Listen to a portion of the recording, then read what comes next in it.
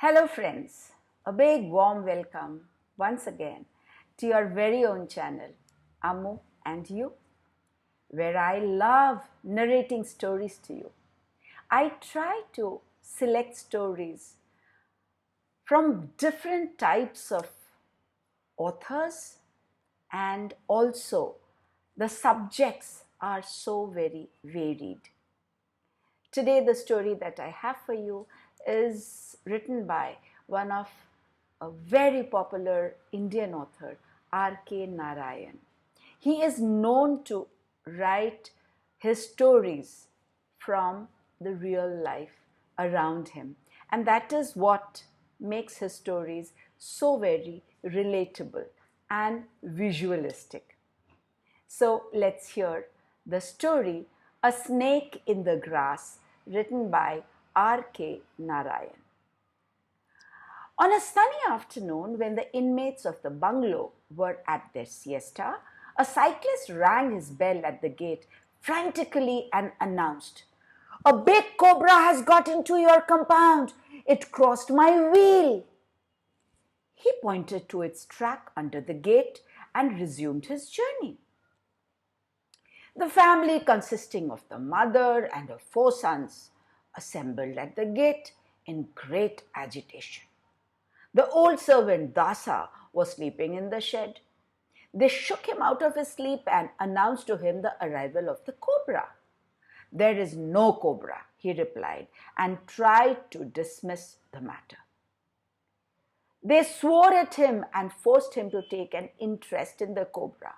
"The thing is somewhere here. If it is not found before the evening, we will dismiss you. Your neglect of the garden and in the lawns is responsible for all these dreadful things coming in Dasa." Some neighbors dropped in. They looked accusingly at Dasa.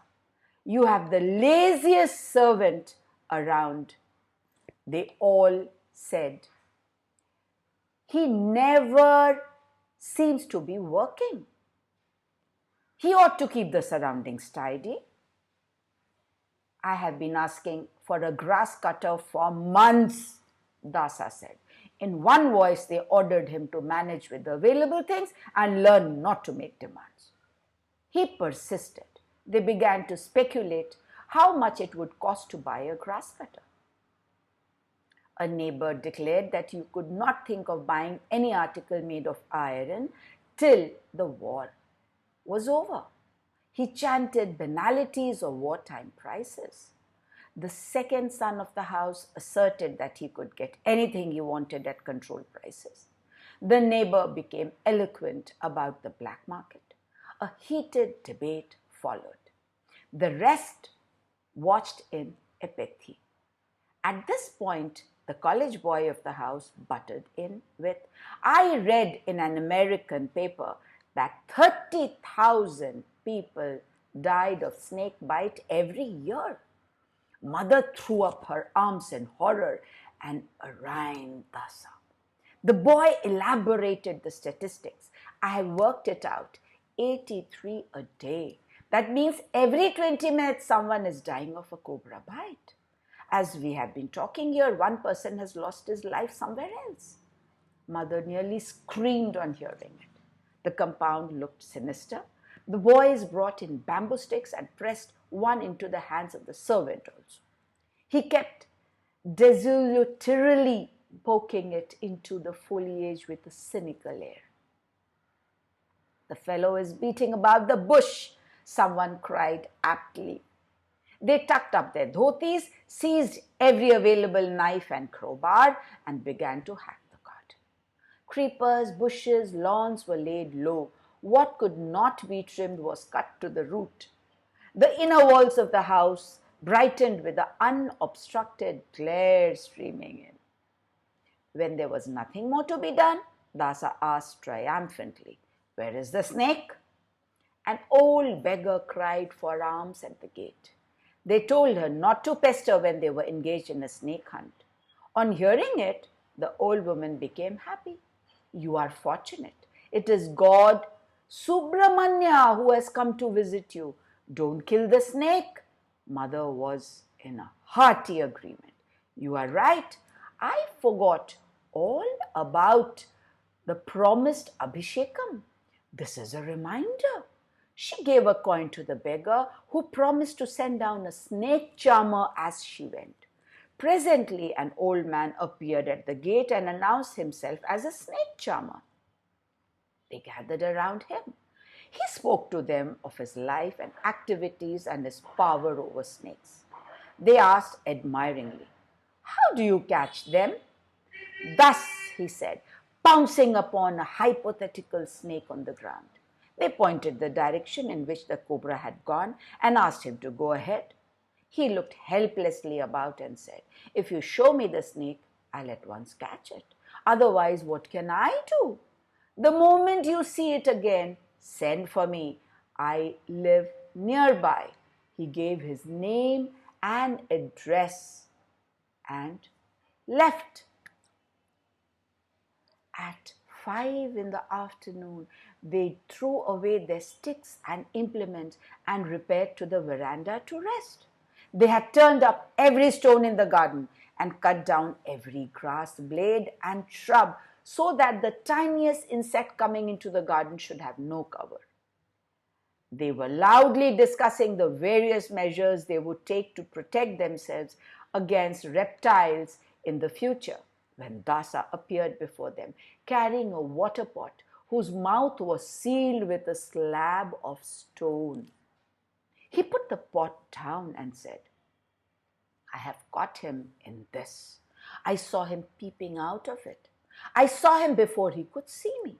He explained at length the strategy he had employed to catch and seal up the snake in the pot. They stood at a safe distance and gazed on the pot. Dasa had the glow of a champion on his face. "Don't call me an idler hereafter," he said. Mother complimented him on his sharpness and wished she had placed some milk in the pot as a sort of religious duty. Dasa picked up the pot cautiously and walked off, saying that he would leave the pot nearby so that the snake charmer would come and catch it. He became the hero of the day. They watched him in great admiration and decided to reward him adequately. It was barely 5 minutes since Dasa was gone, and when the youngest son cried, "See there!" out of a hole in the compound wall, a cobra emerged. It glided along towards the gate, paused for a moment to look at the gathering in the veranda with its hood half open. It crawled under the gate and disappeared along a drain. When they all recovered from the shock, they asked, "Does it mean that there are 2 snakes here?"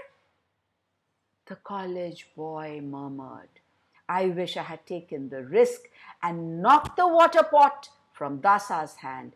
We might have known what it actually did contain." Now, really, were there 2 snakes? Or was there only one? Who will know? Such incidents are so common in village life or town life, and they keep everyone alert and sort of alive to their surroundings. It's nature where all the creatures and living beings live together with each other, and they are supposed to do so harmoniously. Who encroaches upon whose place is what we need to think. And once that is done, what do we do with encroachment? How do we deal with it? We fight it. And the creatures also do the same. So, a lovely story by R.K.Narayan. Do let me know how you liked it. I would love to know about any such experiences that you had in your life, in your childhood, or if you visit a town or your hometown where you still have nature as nature, with snakes and reptiles and insects and birds all around. Thank you so much for listening to this story. Thank you so much for all the support that you've given me so far to make this channel get it to where it is. I would humbly request you to please share the video to as many people as you can, for that will only help our channel grow further. We would grow together and it would make all of us so happy, right? I would love to narrate my stories to as many people as you can take the channel to. Wait for me till I come back again with another story. You can also let me know the stories that you may wish me to narrate. I would find them and try to do so, as I have done before. Thank you so much. Take care. Bye bye.